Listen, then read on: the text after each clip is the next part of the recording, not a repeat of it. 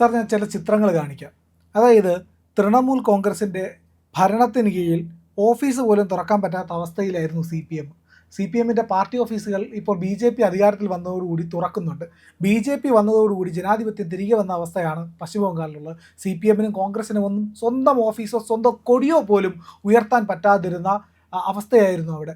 എന്നിട്ടാണ് ഇവിടുത്തെ C P എമ്മുകാർ ജനാധിപത്യത്തിനെതിരാണ് ബി ജെ പി എന്ന് പറയുന്നത്. 2 വ്യാഴവട്ടക്കാലത്തിലേറെ സി പി എം ഭരിച്ച സംസ്ഥാനമാണ് ബംഗാൾ. ആ ബംഗാളിൽ ആ കാലഘട്ടത്തിനിടയിൽ ഏതാണ്ട് 4-5 സർക്കാരുകൾ എന്നുള്ളത് ആലോചിക്കണം. 6 തവണ മാറി മാറി വന്ന മുഖ്യമന്ത്രിമാർ. ഈ സാഹചര്യത്തിനിടയിൽ ബംഗാളിലെ ജനാധിപത്യ പ്രക്രിയയിൽ എന്താണ് സി പി എം ചെയ്തത് എന്നുള്ളത് ഒരു പ്രധാനപ്പെട്ട ഘടകമാണ്. ഈ സെൽ ഭരണം എന്നുള്ളത് കേരളമടക്കമുള്ള ത്രിപുരയടക്കമുള്ള ബംഗാൾ ഉൾപ്പെടെയുള്ള സംസ്ഥാനങ്ങളിൽ സി പി എം നടപ്പാക്കിയതാണ്. സി പി എമ്മിൻ്റെ ഭരണമുള്ള സ്ഥലങ്ങളിൽ അവരുടെ പാർട്ടി ബ്രാഞ്ച് കമ്മിറ്റി ഓഫീസുകൾ, ലോക്കൽ കമ്മിറ്റി ഓഫീസുകൾ, ജില്ലാ കമ്മിറ്റി ഓഫീസുകൾ കേന്ദ്രീകരിച്ചുകൊണ്ട് അവരുടേതായിട്ടുള്ള ഫ്രാക്ഷൻ, അതാണല്ലോ സി പി എമ്മിൻ്റെ ഒരു പ്രധാനപ്പെട്ട ഇടതുപക്ഷത്തിൻ്റെ ഒരു രീതി. അതാണ് ഫ്രാക്ഷനുകൾ നിയന്ത്രിക്കുന്ന ഒരു സിസ്റ്റത്തിലേക്ക് മാറുക എന്നുള്ളതാണ്. സർക്കാർ ഓഫീസുകൾ, പോലീസ് ഉദ്യോഗസ്ഥന്മാർ, എല്ലാ അഡ്മിനിസ്ട്രേറ്റീവ് സിസ്റ്റത്തിനെയും പാർട്ടി നേരിട്ട് കൺട്രോൾ ചെയ്യുന്ന സിസ്റ്റത്തിലേക്ക് മാറ്റി. അതിൻ്റെ അടിസ്ഥാനത്തിൽ എതിർ പൊളിറ്റിക്കൽ പാർട്ടികളിൽ പെട്ടിട്ടുള്ള ആളുകൾ, ഉദാഹരണത്തിന് സി പി എം ഭരിക്കുന്ന കാലഘട്ടങ്ങളിൽ ബി ജെ പിയെ സംബന്ധിച്ച്, കോൺഗ്രസിനെ സംബന്ധിച്ചൊക്കെ ജനാധിപത്യപരമായി പ്രവർത്തിക്കാൻ കഴിയുന്ന ഒരു സാഹചര്യവും അവിടെ ബംഗാളിൽ ഒരുക്കാൻ വേണ്ടി കഴിയില്ല. ഒരു തിരഞ്ഞെടുക്കപ്പെട്ട സർക്കാർ പോലും കഴിയില്ല. അങ്ങനെ അടിച്ചമർത്തപ്പെട്ട ഒരു സംവിധാനമാണ് രാഷ്ട്രീയപരമായി ബംഗാളിൽ വർഷങ്ങളോളം നിലനിന്നത്.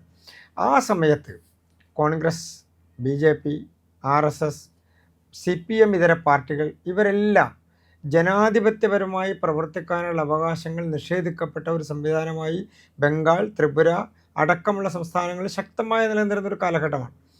അവിടെ നിന്ന് പതുക്കെ പതുക്കെ ജനാധിപത്യ പ്രക്രിയയുടെ ഭാഗമായി സമരങ്ങൾ ചെയ്തും ഈ സി പി എമ്മിൻ്റെ ശക്തമായിട്ടുള്ള പ്രതിഷേധങ്ങളെയും ശാരീരിക ആക്രമണങ്ങളെയും നേരിട്ടും ഒക്കെയാണ് ബി ജെ പി അടക്കമുള്ള ആർ എസ് എസ് അടക്കമുള്ള പാർട്ടികളും സംവിധാനങ്ങളുമൊക്കെ പ്രവർത്തിക്കാനുള്ള സാഹചര്യത്തിലേക്ക് അടുത്തടുത്ത് വന്നത്. ഞങ്ങളൊക്കെ വിദ്യാർത്ഥി സംഘടനാ പ്രവർത്തനത്തിൻ്റെ ഭാഗമായി മറ്റ് സംസ്ഥാനങ്ങളിൽ വിദ്യാർത്ഥി നേതാക്കന്മാരെയൊക്കെ കാണുകയും സംസാരിക്കുകയൊക്കെ ചെയ്യുമ്പോൾ ബംഗാളും കേരളവും ത്രിപുരയും ഒക്കെ ഏതാണ്ട് സമാനമായിട്ടുള്ള രാഷ്ട്രീയ സാഹചര്യത്തിലാണ്. കേരളം കുറച്ചുകൂടി ഭേദമാണ്. കാരണം കേരളത്തിൽ മാറി മാറി സർക്കാർ വരുന്നു എന്നുള്ളത് കൊണ്ട് 5 വർഷം കഴിയുമ്പോൾ ആ സർക്കാർ മാറും എന്നുള്ളത് കൊണ്ട് നിരന്തരമായിട്ടുള്ള ഒരു അടിച്ചമർത്തലാണ് സാഹചര്യം ഉണ്ടായിരുന്നില്ല.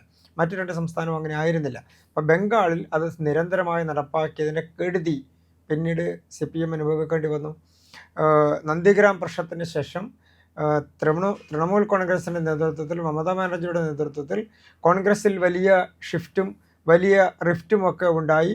അവർ അവിടെ നിന്ന് മാറി ടി എം സി വന്നതിന് ശേഷം അവിടെ അവരുടെ അധികാരം കിട്ടി ദിവസങ്ങൾക്കുള്ളിൽ തന്നെ ഈ സി പി എം ഓഫീസുകൾ, സി പി എമ്മിൻ്റെ നേതൃത്വത്തിലിരിക്കുന്ന ആളുകൾ ഇവരെല്ലാം അക്രമത്തിൻ്റെ ഭാഗമായി, അവർ നടത്തിയിരുന്ന അക്രമത്തിൻ്റെ ഭാഗമായി തിരിച്ചടി നേരിടുന്ന സാഹചര്യമുണ്ടായി. ഒരു തരത്തിലും സി പി എമ്മിൻ്റെ സാധാരണക്കാരായിട്ടുള്ള ആളുകളെ സംബന്ധിച്ച് കാലങ്ങളായി അവർ നടത്തിക്കൊണ്ടിരുന്ന അടിച്ചമർത്തൽ, അവർ നടത്തിക്കൊണ്ടിരുന്ന അക്രമങ്ങൾ, അവർ നടത്തിക്കൊണ്ടിരുന്ന ജനാധിപത്യ ധ്വംസനം പ്രവർത്തനങ്ങൾ, മറ്റ് പാർട്ടി ഓഫീസുകളുടെ കയ്യേറലുകൾ, ഒരു പാർട്ടി ഓഫീസിന് പോലും പ്രവർത്തിക്കാൻ കഴിയാത്ത സാഹചര്യം ഉണ്ടാക്കാൻ, ഇതെല്ലാം അവസാനിച്ചു. പക്ഷേ അത് ആരിലേക്ക് ഷിഫ്റ്റ് ചെയ്യപ്പെട്ടു? ബംഗാളിൽ തൃണമൂൽ കോൺഗ്രസിലേക്ക് ഷിഫ്റ്റ് ചെയ്യപ്പെട്ടു. സി പി എം ഒരു കാലത്ത് തുടങ്ങി വെച്ചത് അതുപോലെ തന്നെ മമതാ ബാനർജിയും നേതൃത്വവും മറ്റൊരു വലിയ വിഭാഗത്തിൻ്റെ സപ്പോർട്ടോടുകൂടി തുടക്കം കുറിക്കുകയായിരുന്നു. അത് പിന്നീട് രാജ്യവിരുദ്ധ ശക്തികൾ, നുഴഞ്ഞുകയറ്റക്കാരായിട്ടുള്ള ആളുകൾ, മറ്റ് ബംഗ്ലാദേശ് അടക്കമുള്ള രാജ്യങ്ങളിൽ നിന്ന് കയറി വന്നിട്ടുള്ള ആളുകൾ, ഇവരെല്ലാം ചേർന്നുകൊണ്ട് ബംഗാളിൻ്റെ രാഷ്ട്രീയത്തിൽ, ബംഗാളിൻ്റെ പൊതുജീവിതത്തിൽ, ജനാധിപത്യത്തിൽ, രാഷ്ട്രീയ പാർട്ടികളുടെ പ്രവർത്തനത്തിൽ, ഓഫീസുകളുടെ പ്രവർത്തനത്തിലൊക്കെ വലിയ തരത്തിലുള്ള ഇടപെടലുകൾ നടത്തി, അടിച്ചമർത്തി, അക്രമം സൃഷ്ടിച്ചു. നിരന്തരമായി പ്രക്ഷോഭങ്ങൾ, അവരുടെ പ്രക്ഷോഭങ്ങൾ, ഭരണകൂടത്തിൻ്റെ പ്രക്ഷോഭങ്ങൾ, അതിൻ്റെ അടിസ്ഥാനത്തിൽ നിരന്തരമായി മറ്റ് പാർട്ടികളെ അടിച്ചമർത്തി ഓഫീസുകൾ തകർത്തു. ഓഫീസുകളിൽ പ്രവർത്തിക്കാൻ കഴിയാത്ത സാഹചര്യമുണ്ടായി. അതിനെ ചെറുത്ത് നിന്നത് ബി ജെ പിയാണ്.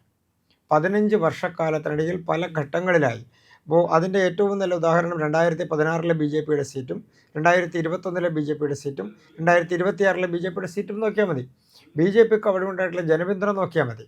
ഇപ്പോൾ ഉദാഹരണത്തിന് മമതാ ബാനർജി ആദ്യം അധികാരത്തിലേക്ക് വരുമ്പോൾ ബി ജെ പിയുടെ സീറ്റ് 3 ആണ്.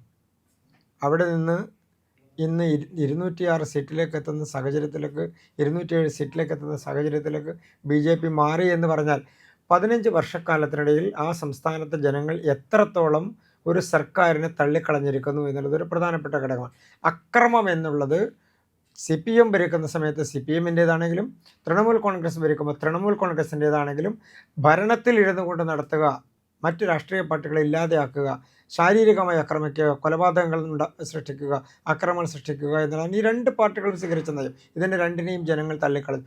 ഇപ്പോൾ പ്രിയൻ എന്നെ കാണിച്ചു തന്ന ചിത്രത്തിൻ്റെ ഉദാഹരണം എന്താണ്? CPM-ൻ്റെ പ്രവർത്തകർക്ക് ഇപ്പോൾ അവരുടെ പാർട്ടി ഓഫീസ് തുറക്കാനുള്ള സാഹചര്യം ഉണ്ടായിരിക്കുന്നു. അതെ. കോൺഗ്രസ്സിന് അവരുടെ പാർട്ടി ഓഫീസ് തുറക്കാനുള്ള സാഹചര്യം ഉണ്ടായിരിക്കുന്നു. BJPക്ക് സ്വതന്ത്രമായി രാഷ്ട്രീയ പ്രവർത്തനം നടത്താനുള്ള സാഹചര്യം ഉണ്ടായിരിക്കുന്നു. ഇതുണ്ടായത് BJP ശക്തി ആർജിച്ചത് കൊണ്ട് മാത്രമാണ്.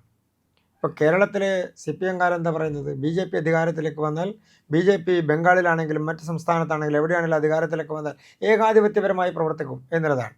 ജനാധിപത്യമില്ലാത്ത പാർട്ടിയാണ് BJP എന്നാണ്.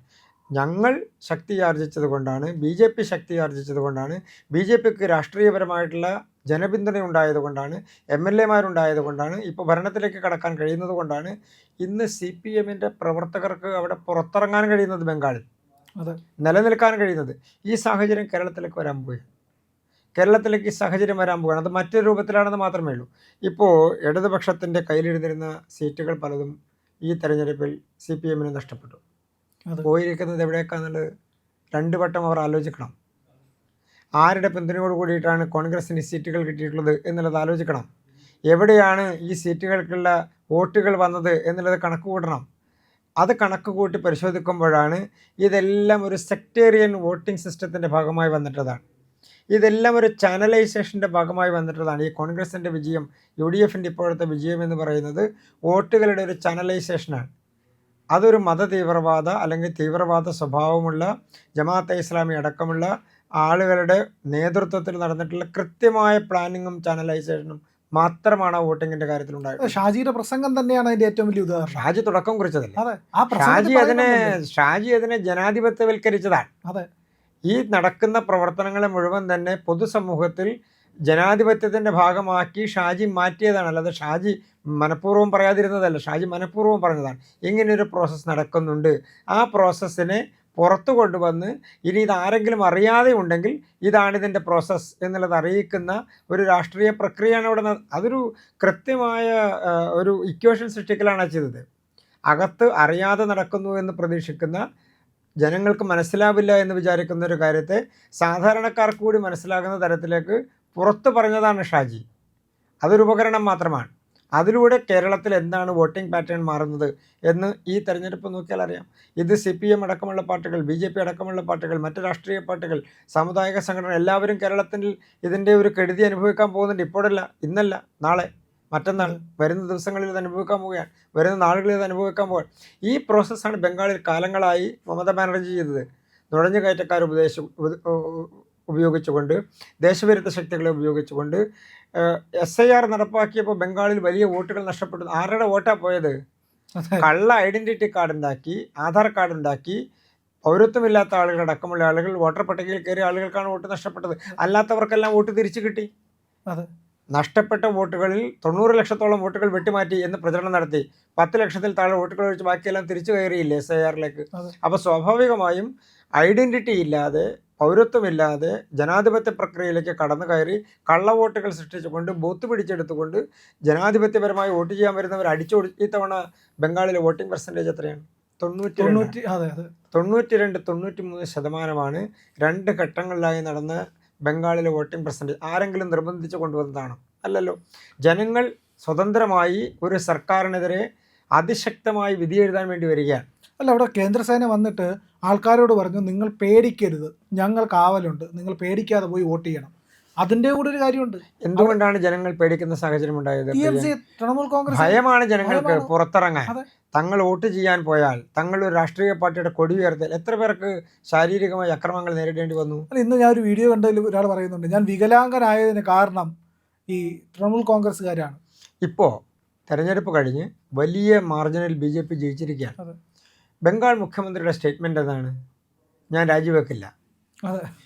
ഭരണഘടനയെ സംബന്ധിച്ച് ഭരണഘടനാപരമായ നടപടികളെ സംബന്ധിച്ച് ഏതെങ്കിലും തരത്തിലുള്ള ഒരു പ്രോസസ്സ് അംഗീകരിക്കുന്ന ഒരാളാണെങ്കിൽ ആ ഭരണഘടനാ നടപടികളിൽ 164-ലാണെങ്കിലും 175-ലാണെങ്കിലും ഒക്കെ എന്താണ് ഒരു സർക്കാർ അതിൻ്റെ കാലാവധി തീരുമ്പോൾ അല്ലെങ്കിൽ നടപടി അവസാനിക്കുമ്പോൾ നടക്കുന്ന പ്രോസസ്സ് എന്നുള്ളത് മനസ്സിലാക്കണ്ടേ? അതിനനുവദിക്കുന്നില്ല, തെരഞ്ഞെടുപ്പിനെ അംഗീകരിക്കുന്നില്ല എന്ന് പറയുന്നത് അതിൻ്റെ അർത്ഥം എന്താണ്? ഈ ഏകാധിപത്യപരമായിട്ടുള്ള നിരന്തരമായിട്ടുള്ള അക്രമങ്ങൾ നടത്തിക്കൊണ്ട് പോകണം. ഇപ്പോൾ ഇന്ന് നമ്മൾ സംസാരിക്കുമ്പോൾ ബംഗാളിലെ ഏറ്റവും പ്രധാനപ്പെട്ട BJPയുടെ നേതാവ് സുവേന്ദു അധികാരിയുടെ PA മരണപ്പെട്ടിരിക്കുകയാണ്. കൃത്യമായ ആസൂത്രണത്തോടുള്ള കൊലപാതകങ്ങൾ നടത്തുകയാണ്. അപ്പോൾ ഇതെല്ലാം ബംഗാളിൽ നടന്നിരുന്ന ഒരു കാലഘട്ടം മാറുകയാണ്. ബംഗാളിൽ ജനാധിപത്യം തിരിച്ചു വരികയാണ്. കഴിഞ്ഞ ഏതാണ്ടൊരു 25-30 വർഷക്കാലം CPMൻ്റെ ജനാധിപത്യ പ്രക്രിയയുടെ നിഷേധവും അതിനെ അംഗീകരിക്കാതിരിക്കലും അതിനെ തളർത്തലും അത് തുടർന്ന് ഒരു 15 കൊല്ലക്കാലം നടത്തിയത് മമതാ ബാനർജിയുടെ നേതൃത്വത്തിലുള്ള TMC ആണ്. ആ മമതാ ബാനർജിയുടെയും CPMൻ്റെയും കാലഘട്ടം ഏതാണ്ട് 40-45 വർഷക്കാലം ബംഗാളിലില്ലാത്ത സ്വാതന്ത്ര്യത്തിലേക്കും ജനാധിപത്യ പ്രക്രിയയിലേക്കും സ്വസ്ഥമായിട്ടുള്ള സൗര്യമായിട്ടുള്ള ജീവിതത്തിലേക്കും ജനങ്ങൾ തിരിച്ചു പോകാൻ പോവുകയാണ്. അതിന് BJP വരേണ്ടി വന്നു. BJP അധികാരത്തിലേക്ക് വരേണ്ടി വന്നു. BJPക്ക് രാഷ്ട്രീയ പ്രാമുഖ്യം ലഭിക്കേണ്ടി വന്നു. BJP ജനങ്ങൾ അംഗീകരിക്കേണ്ടി വന്നു. CPMനും കഴിഞ്ഞില്ല, TMCക്കും കഴിഞ്ഞില്ല.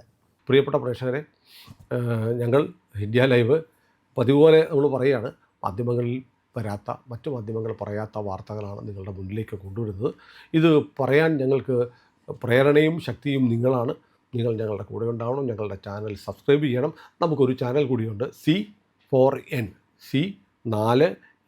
മലയാളം. നമ്മൾ ഈ തെരഞ്ഞെടുപ്പൊക്കെ ആയതുകൊണ്ട് കൂടുതൽ വാർത്തകൾ നമ്മുടെ ഈ പ്ലാറ്റ്ഫോമിൽ തന്നെ കൊടുക്കാൻ കഴിയാത്തതുകൊണ്ടാണ് C4Nൽ പുതിയ വാർത്തകൾ കൊടുക്കുന്നത്. അപ്പോൾ ആ ചാനലും കൂടി ഒന്ന് സബ്സ്ക്രൈബ് ചെയ്യണം. ഇന്ത്യ ലൈവ് ഉറപ്പായിട്ടും ചെയ്യണം. C4N കൂടെ, C4N, C എന്ന് പറഞ്ഞാൽ ക്രെഡിബിൾ, ഫോർ N നേഷൻ, രാജ്യം. നമ്മുടെ രാജ്യത്തിന് വേണ്ടിയാണ്. രാജ്യം വിട്ട് ഒരു കാര്യവും ഇന്ത്യ ലൈവിനില്ല. അതുകൊണ്ട് ഞങ്ങളുടെ കൂടെ ഉണ്ടാവണം എന്നുകൂടി അഭ്യർത്ഥിക്കുന്നു.